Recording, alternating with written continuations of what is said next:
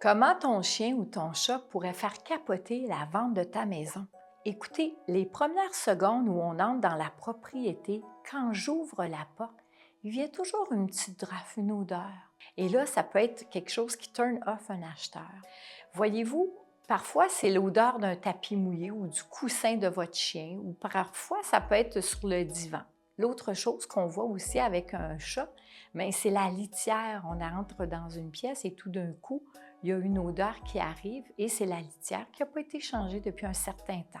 Se préparer lors de la visite, c'est très important. Souvent, on va recommander d'aller faire un tour dehors avec le chien. L'autre chose aussi, c'est les allergies. Parfois, des gens qui n'en ont pas d'animaux sont très allergiques aux poils de chien, de chat.